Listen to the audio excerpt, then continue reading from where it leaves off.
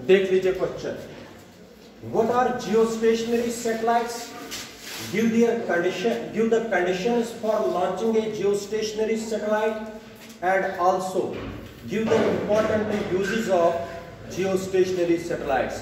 Theoretical question है, थ्योरी के हिसाब से ही, मैथमेटिकल नहीं है, याद करना है। याद यहां पर ही करो, घर पर नहीं, घर के लिए नहीं रखो ऐसे क्वेश्चन को, जो करना है याद यहां पर ही करो। एक होता है geo stationary satellite, geo means related to earth, stationary means at rest. Satellite तो आपको पता है, it is a heavenly body which revolves around the sun.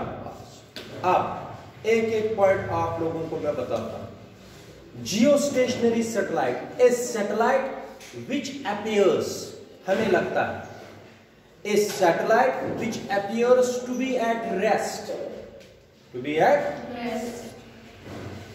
with respect to earth is called a geostationary satellite. What is geostationary satellite? A satellite which appears to be at rest with respect to earth is called geostationary satellite. Geostationary satellite बेटा वो satellite होता है जो हमें लगता है क्या है, वो विद रेस्पेक्ट टू, हमें लगता है वो रेस्ट पर है। अगर रेस्ट पर है, therefore in case of geostationary satellite the angular velocity of geostationary satellite is same as that of earth. जितनी स्पीड से अर्थ घूमती है उतनी स्पीड से जियोस्टेशनरी सैटेलाइट भी घूमता है। अगर दोनों एक ही वेलोसिटी से घूमते हैं, therefore there relative velocity with each other is zero. क्या किनकी रिलेटिव वेलोसिटी जीरो होती है? पहले मुझे आप लोग पूरा समझाओगे तब आगे बढ़ पाएंगे। मैंने बताया एक ऐसा सैटेलाइट जो हमें अपीयर होता है कि वो किसके कंपैरिजन में, उसको बोलते हैं जियोस्टेशनरी सैटेलाइट। लगता क्यों है वो रेस्ट पर है? क्योंकि उसकी जो एंगुलर वेलोसिटी है, घूमने की वेलोसिटी जो है वो सेम होती है, क्योंकि अर्थ भी घूमती है। Earth is also rotating about its axis.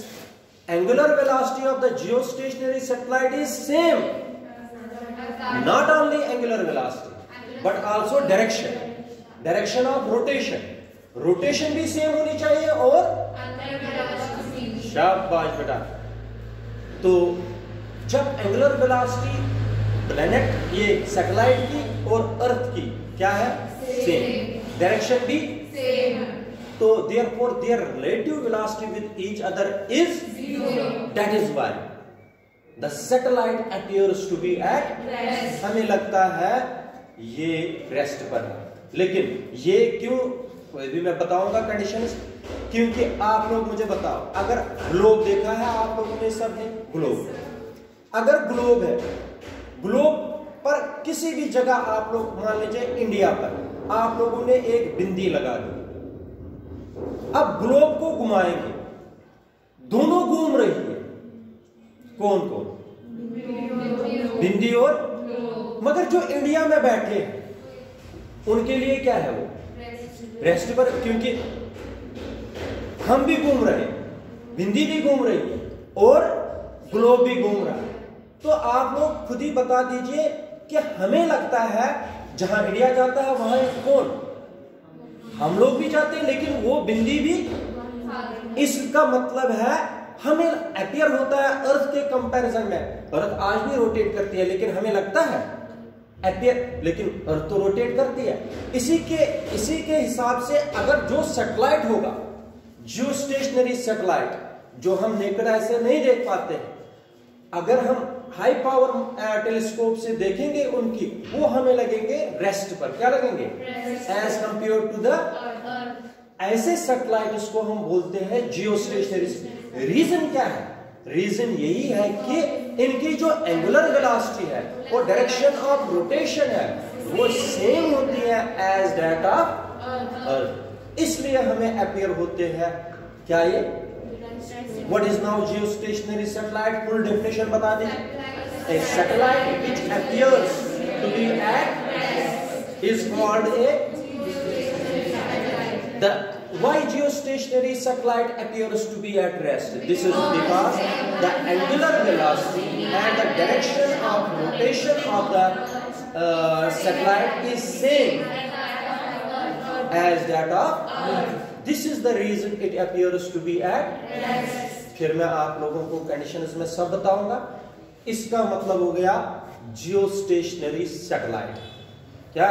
Geostationary satellite. खुशी बताओ, what do you mean by geostationary satellite? A satellite which appears to be at rest with respect to Earth is known as a geostationary satellite. शाबाश. Why it appears to be at rest? It appears to be at rest because the angular velocity and the direction of rotation. Of the satellite is same as that of Earth. That is why it appears to be at rest. शाबाश. Now the second part of the question is, अगर आपको paper में आया what is geostationary satellite तो इतना ही लिखना, आगे बढ़ाने की कोई जरूरत. तुम लोग सारा लिखते हो, वो मतलब ही नहीं है. कोई नंबर ज्यादा नहीं. एक नंबर का क्वेश्चन होता है, आप लोग 5 नंबर वाला आंसर लिखते हो. हाँ, सिर्फ स्टेटमेंट इसमें आएगा, बाकी कुछ नहीं. तो जितना क्वेश्चन पूछते हैं बस इतना ही किया करो. टाइम वेस्ट करते हो फिर.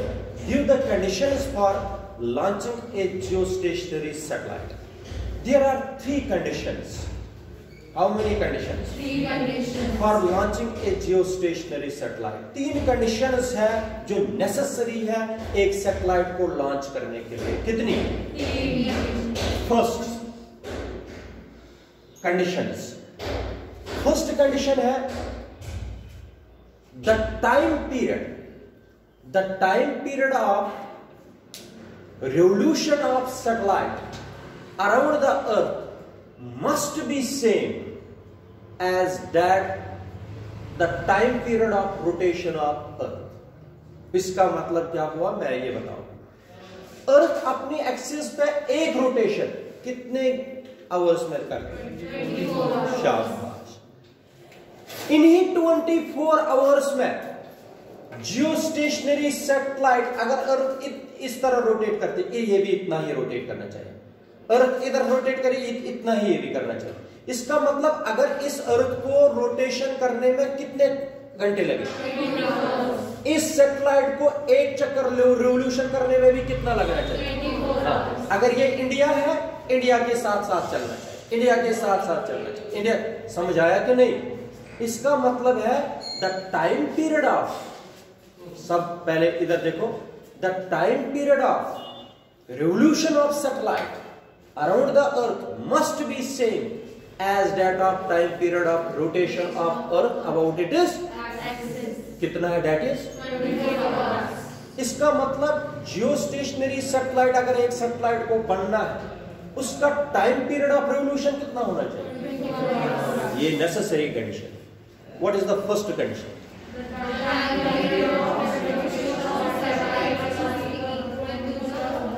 The time period of revolution of a satellite must be equal to the time period of rotation of the earth about it is that is 24 hours. बोलो कोई. शाबाश बेटा. What is first condition? आ बताओ. दिया बोलो. The time period of revolution of the satellite must be equal to the time period of the rotation of the earth about its own axis, that is 24 hours. ये पहली condition है. अगर आपको एक satellite को जियोस्टेशनरी सैटेलाइट बनाना है, ये condition follow करनी ही करनी. ठीक है बेटा? This is condition number first. This is condition number second. देखो, the direction of rotation of earth. Direction of rotation of earth है, अगर इधर देखो, नॉर्थ साउथ, ईस्ट और वेस्ट. ईस्ट किसकी तरफ होगा? इधर की तरफ. शाबाश बेटा. और वेस्ट यहां की तरफ. समझ लेना. जब अर्थ रोटेट करती है, ये करती है फ्रॉम वेस्ट टू ईस्ट. क्या करती है? ये इधर से इधर की तरफ रोटेट करती है, वेस्ट टू ईस्ट करती है, रोटेट घूमती है वेस्ट टू ऐसे चक्कर लगाती है। कौन? अर्थ घूमती है वेस्ट टू ईस्ट, इसका ऐसे नहीं घूमती है, ये घूमती है वेस्ट टू ईस्ट। अगर अर्थ की डायरेक्शन ऑफ रोटेशन क्या है? सैटेलाइट की भी होनी चाहिए, ये कंडीशन है। अगर उसके अपोजिट में चलेगा तो रिलेटिव वेलोसिटी जीरो बनेगी नहीं, रिलेटिव वेलोसिटी ऐड हो जाएगी, आपको लगेगा ये चल रहा है, वो स्टेशनरी नहीं लगेगा।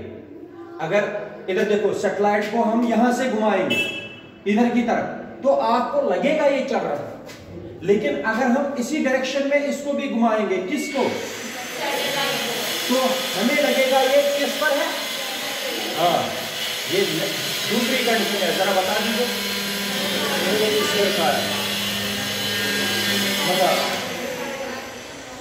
बोलो। The direction of rotation of geostationary satellite, the direction of revolution of geostationary satellite must be same as the direction of rotation of Earth. Direction of rotation of that is from समझ आया कि फिर से बताओ? What is second condition? The direction of revolution of satellite must be same as that of direction of revolution of direction of rotation of Earth, that is from west east. ये condition है, तब आप लोगों को लगेगा ये rest पर, वरना नहीं लगेगा। और थर्ड कंडीशन भी है, the height of a geostationary satellite must be approximately 36,000 kilometers above the surface of Earth. कितना होना चाहिए? लगभग 36,000 किलोमीटर। इसीलिए इन सैटेलाइट्स को हमें रॉकेट के लेना पड़ता है स्पेस में, क्योंकि इनकी हाइट कितनी देनी पड़ती है? 36,000 किलोमीटर। ये है condition. What are the three conditions for launching a geostationary satellite? शाबाश बेटा। What are the three conditions for geostationary satellite? First, the time period of revolution must be same as time period of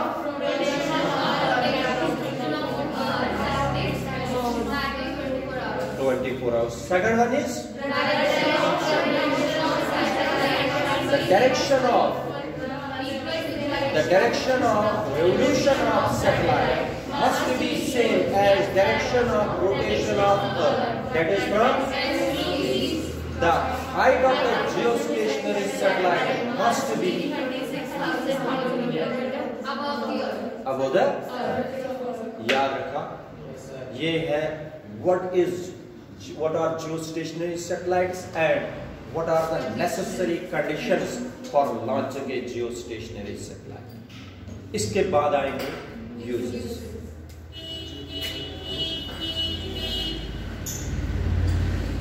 ठीक है बेटा, uses इधर सुनो। सबसे पहला use है जियोस्टेशनरी सैटेलाइट का। Geostationary satellites are used for communication purposes. किस पर्पस में? They are used to send radio and TV messages at distant places. मेरे कहने का मतलब है, आईपीएल अगर दुबई में चल रहा है, उनके मैसेजेस हमारे टीवी या रेडियो तक जो भेजते हैं, वो कौन भेजते हैं? कौन से सैटेलाइट? जियोस्टेशनरी सैटेलाइट इसका काम। समझ आया? पहले मुझे बताओ शाबाश, what is the first use of A geostationary satellite? Geostationary satellites are used for communication purposes to transmit radio and TV signals over distant places. Distant का मतलब दूर दूर तक भेजते हैं। किसकी वजह से? शाबाश। Second, geostationary satellites are also used to forecast weather. मौसम की जानकारी के लिए किन का हम यूज कर सकते हैं? समझ आया बेटा? थर्ड, फोरकास्ट वेदर के लिए लगता है। Third one is geostationary satellites जो है, geostationary satellites are used to study the upper regions of the earth. Upper regions of the earth जैसे ट्रोपोस्फियर है, स्ट्रेटोस्फियर है, मेसोस्फियर है, आयोनोस्फियर है, उनके बारे में अगर हमें जानकारी चाहिए तो we can study with the help of. आप लोगों को समझ आया? Where geostationary satellites are used? Geostationary satellites are used to study the upper regions of Earth, like stratosphere, troposphere, etc. Geostationary satellites जो है, they are also used to study cosmic rays. क्या? Cosmic rays मैं बताता हूं, and other solar radiations.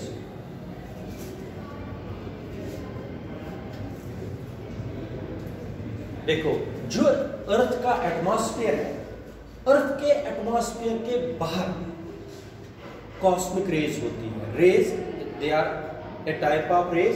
उन rays को बोलते हैं कॉस्मिक रेज। वो अर्थ पर नहीं पहुंच पाती।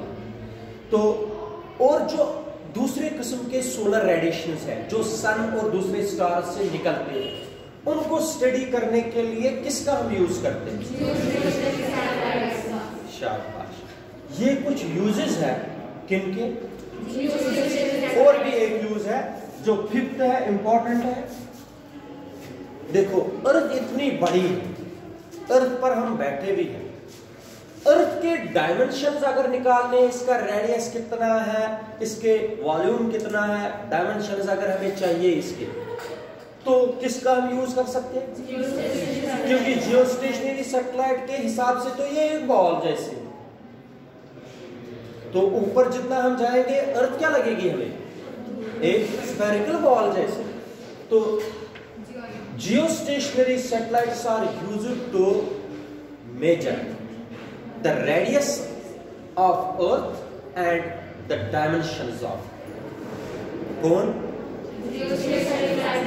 Geostationary satellites are used to measure the radius and dimensions of. ये हो गए 5 uses जो बनाएंगे इस क्वेश्चन को वेरी इंपॉर्टेंट। 5 uses, कंडीशंस और डेफिनेशन, ये बनाता है जियोस्टेशनरी सैटेलाइट। शाबाश। What are the important uses of the geostationary satellites? Geostationary satellites are used for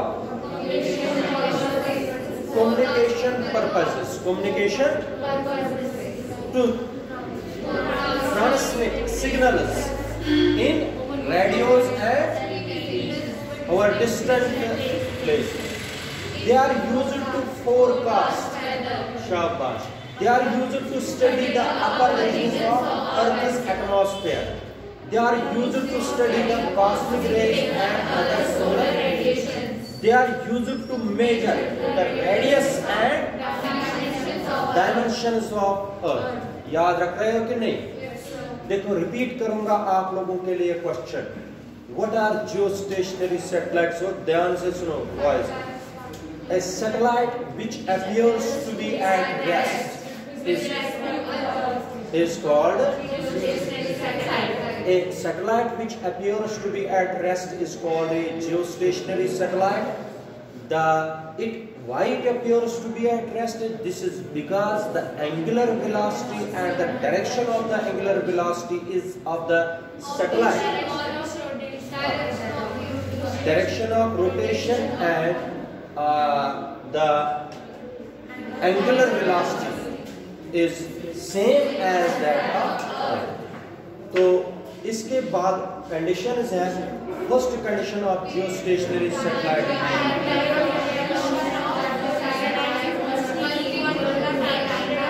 तुम लोगों को याद रखा है? अच्छा, टाइम पीरियड ऑफ अर्थ और इसका क्या रहना चाहिए? डायरेक्शन भी क्या रहनी चाहिए? हाइट क्या रहनी चाहिए? किस किस में यूज कर रहे हैं?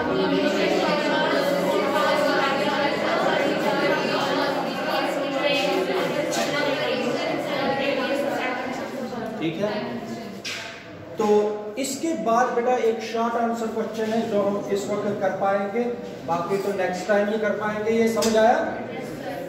इधर देखो, यहाँ इसी में करेंगे। क्वेश्चन है, ये मैंने पहले भी पढ़ाया है, define inertial mass and gravitational mass. ये मैंने पहले भी करवाया है उसमें, laws of motion, inertial mass and gravitational mass. बात सुनिए, कोई मुश्किल नहीं है। ग्रेविटेशनल मास, इधर देखो, the mass of a body which is measured by using the Newton second law of motion. वो मास जो हम कैलकुलेट करेंगे Newton second law of motion से। किससे? Newton second law of motion. Newton second law of motion सबको पता है, F is equal to ma। अगर मैं लिखूंगा F is equal to mi को बोलूंगा inertial mass into a, mi is equal to F upon a। इस मास को क्या बोलेंगे? ये किससे मैंने कैलकुलेट किया?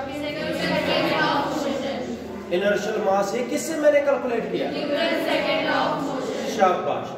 ग्रेविटेशनल मास देखो क्या है, F is equal to G।